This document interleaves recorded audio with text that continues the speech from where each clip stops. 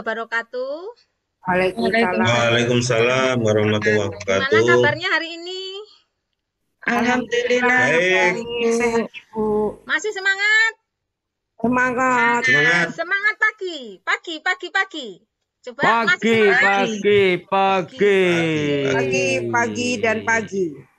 Oke, Bapak Ibu, akan saya mulai untuk presentasi saya. Bisa dilihat presentasi saya?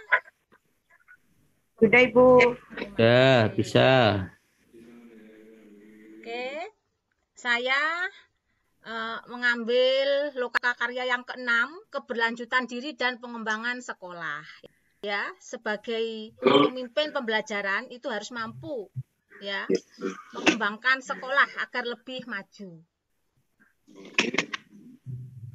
Nah, sebelumnya kita mulai dengan pembukaan dulu Bapak Ibu ya.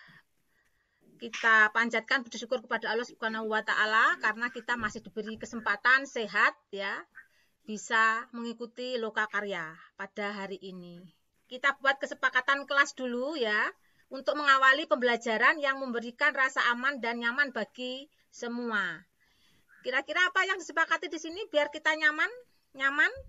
Yang pertama, saling menghargai, Bu. Saling menghargai pendapat orang lain ya. Yang kedua, Ya. akan menjawab pertanyaan. Kemudian dilarang untuk menggunakan selulernya untuk telepon ya, Bapak Ibu ya. Itu akan mengganggu konsentrasi. Bisa disetujui kesepakatan ini? Setuju. Sepakat. Terima kasih. Nah, tujuan ya adalah peserta didik dapat menyusun rancangan program, manajemen risiko, monitoring dan evaluasi. Kemudian calon guru penggerak itu saling bercerita tentang rencana program ya, yang berpihak kepada murid. Kemudian calon guru penggerak saling memberikan umpan balik dari rencana program yang telah dibuat. Itu untuk tujuannya. Kemudian agenda dari lokakarya hari ini adalah pembukaan, kemudian presentasi rancangan program pengembangan sekolah, presentasi dan umpan balik, menyimpulkan hasil diskusi, kemudian yang terakhir penutup. Sebelum saya mulai ya, saya akan uji konsentrasi dulu. Bapak Ibu kira-kira masih konsen atau enggak? Apa sudah capek? Nanti kalau saya menyebut ganjil, Bapak Ibu menyebutkan angka genap. Kalau saya menyebut genap, Bapak Ibu menyebutkan angka ganjil. Urut dari angka yang paling kecil dari 1 sampai nanti langsung ke atas. Bisa dipahami Bapak Ibu? Belum paham. Jadi begini, kalau saya mengucapkan ganjil, Bapak sebut 2.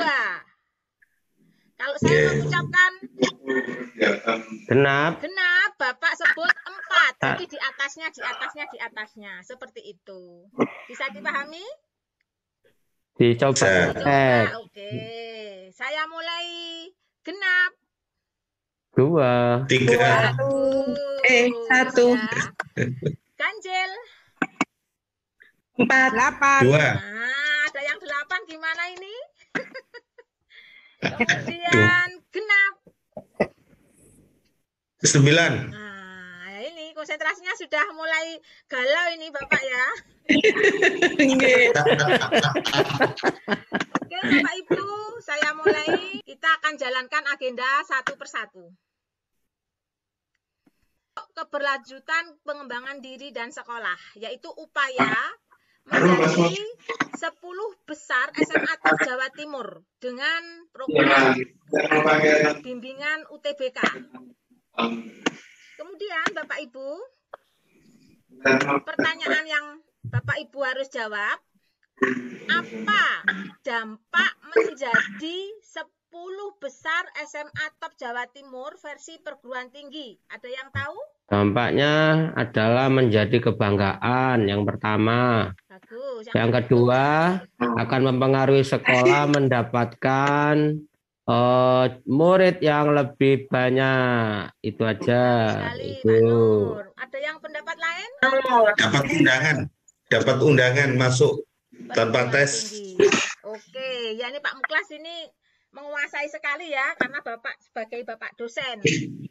Oke, pertanyaan berikutnya. Kuota peserta didik yang diterima di perguruan tinggi, ya, perguruan tinggi negeri, ditentukan oleh apa? Ada yang tahu Bapak Ibu kira-kira? Prestasi siswa.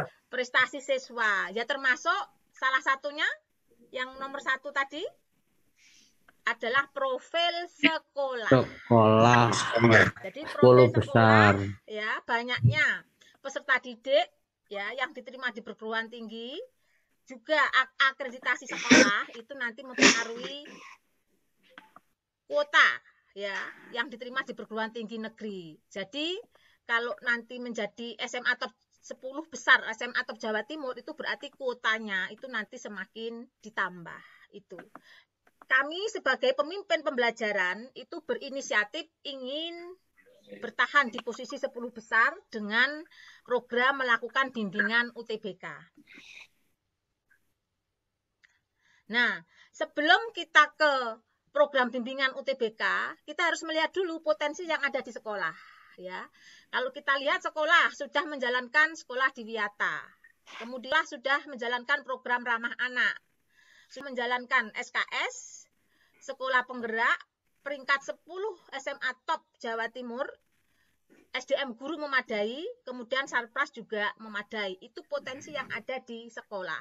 Dari potensi ini nanti akan mendapat gambaran ya kira-kira program apa yang kita jalankan dalam kaitannya bimbingan UTBK untuk bertahan di posisi 10 SMA top Jawa Timur. Supaya bertahan di 10 besar SMA top Jawa Timur, pembimbingan UTBK. Kemudian yang kedua adalah membentuk kelompok belajar. Nanti diharapkan ini akan terjadi tutor sebaya. Kita bahas yang nomor 1 Bapak Ibu. Untuk pembimbingan UTBK yang disiapkan adalah mendata jurusan yang dipilih siswa. Ya Pak Muklas ya ini. Jadi kita nanti akan kelompokkan kelas sesuai dengan minat anak jurusan apa yang dia pilih. Dan di situ akan dibimbing sesuai dengan program yang dipilih. Kemudian menentukan guru pembimbing yang sudah berpengalaman. Kemudian kita tentukan waktu pelaksanaan. Kemudian yang terakhir adalah kita lihat dananya ada posnya atau harus menarik dari peserta didik. Seperti itu. Nah, ada masalah di sini kaitan menentukan guru pembimbing. Nah, kira-kira kalau menggunakan guru intern, itu dampaknya apa? Kalau menggunakan guru dari luar, dampaknya apa? Yang jelas ini, kalau guru intern, itu kadang anak-anak kan bosan ya Bapak Ibu ya. Kalau guru dari luar, itu kaitannya dengan kos, dengan biaya. Juga nanti ada dampak kalau menggunakan guru dari luar, itu ada unsur kecemburuan. Wah, saya kok nggak dipakai. Nah, kira-kira untuk mengatasi ini, apa yang dilakukan Bapak Ibu? Monggo, saya ingin masukannya. Apa ini? Ya, kalau dari saya Bu Darwati, ini juga tadi yang dipaparkan slide sebelumnya yaitu SDM yang memadai. Jadi terkait dengan guru pembimbing, mungkin bagaimana SDM di sekolah tersebut bisa memadai, dalam hal ini adalah memiliki kompetensi yang dibutuhkan, kompetensi keilmuan yang pertama, yang kedua adalah kompetensi bagaimana membimbing siswa. Ada 2 itu. Itu kalau menurut saya. Terima kasih. Terima kasih Bu. Lain? Ya, terima kasih Pak ya. Monggo Pak Nur. Oke, baik Ibu. Solusinya seantaranya adalah dengan mengundang orang tua, dibicarakan anak ini untuk bisa masuk ke sekolah atau perguruan tinggi yang dimaksud membutuhkan adanya guru dari luar. Sehingga untuk masalah kos bisa diatasi dengan mendatangkan orang tua. Demikian kalau menurut saya. Jadi koreksi diri ya Bapak Ibu ya, mampu apa enggak seperti itu. Ada yang lain? Oke, terima kasih Pak Nur, bagus sekali. Sama-sama. Jadi catatan bersama. Ada yang lain? Cukup ya? Cukup. Nah, oke, sekarang saya lanjutkan. Nah, sekarang menentukan ini waktu, ya, menentukan waktu, Bapak Ibu. Kalau menentukan waktu, kira-kira waktunya itu yang bagus di dalam KBM, itu nanti kan biasanya menyelesaikan target kurikulum, atau di luar KBM. Mungkin ada yang berpendapat? Di luar Di KBM. dalam. Luar KBM. Kalau di luar KBM, Kalau saya di dalam. ada yang di dalam. Mungkin monggo nanti kita tulis mana apa keuntungan dan apa kelebihannya. Ya, monggo ada yang berpendapat sebaiknya gimana untuk waktunya? Saya, Bu. Ya, Monggo Pak Mulkas dulu dah.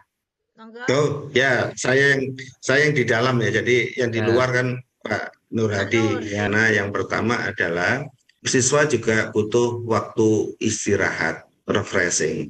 Jadi tidak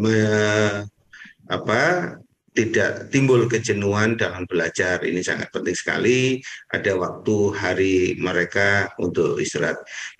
Terima kasih Bu Oke, Darwati. terima kasih Pak Mukas. Jadi lengkap ya, ada yang dalam dan ada yang di luar KBM. Monggo Pak Nur yang di luar gimana? Baik, terima kasih. Jadi pembelajaran mastery learning adalah pembelajaran tuntas tas di kurikulumnya. Namun ini kebutuhannya kan beda. Kebutuhannya adalah untuk masuk ke perguruan tinggi tentu ada muatan-muatan yang tidak tersampaikan di dalam kurikulum pada saat pembelajaran di dalam. Refreshing anak penting, sehingga anak setelah pelajaran selesai diberi kesempatan untuk pulang dulu, kemudian diskedulkan waktunya dengan di luar waktu pelajaran itu, sehingga anak itu sudah memasuki zona aman dan zona nyaman. Sehingga pembimbingan di luar itu juga memberikan ruang tersendiri pada anak untuk lebih efektif dalam mengikuti pembimbingan UTBK. Demikian Ibu. Terima kasih. Nah, sekarang gimana Bu Yuli pendapatnya? Setuju yang di dalam apa di luar? Apa luar dalam? Kalau saya di luar. Luar dalam. Gimana Bu Yuli? Silahkan. Saya di luar. Alasannya kenapa? Ya, karena kalau di dalam pembelajaran itu kan untuk tidak semua pembelajaran itu kan dibuat pembekalan ya. Nah, kadang apalagi matematika itu kalau di dalam saja itu tidak cukup, jadi butuh waktu lebih luas lagi kalau saya sebagai guru matematika itu. Jadi Bu Yuli tadi setuju yang di luar. Kalau Bu Eka bagaimana? Bu Kitia? Ini kalau kayak saya hubungkan dengan sama yang keempat, yang dana, kita lihat dananya Bu. Kalau memang bisa keluar karena butuh dana yang nggak apa-apa. Bahkan bisa dua-duanya, ada di dalam dan di luar, tinggal schedule waktunya disesuaikan dengan dana. Bagus sekali. Kemudian hasil diskusi, monggo ada yang bisa menyimpulkan dari diskusi kita?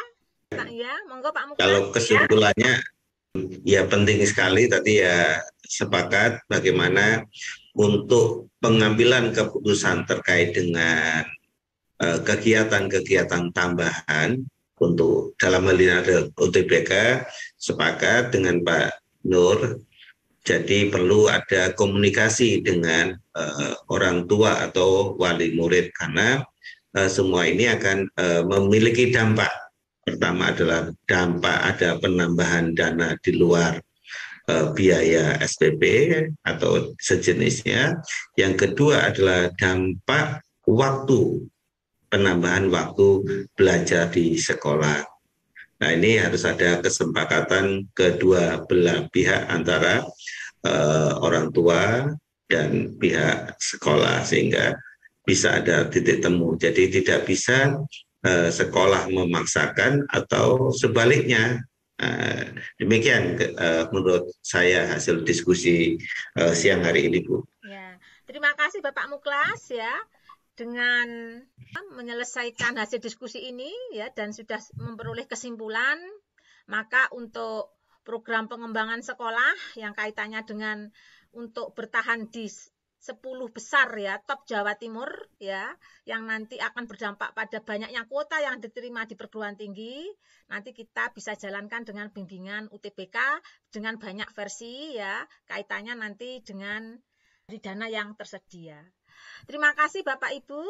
Itulah untuk program pengembangan sekolah ya, yang tujuannya nanti yang jelas akan berpihak kepada siswa, semuanya demi kebaikan siswa. Ya, semoga ada manfaatnya pertemuan hari ini. Terima kasih.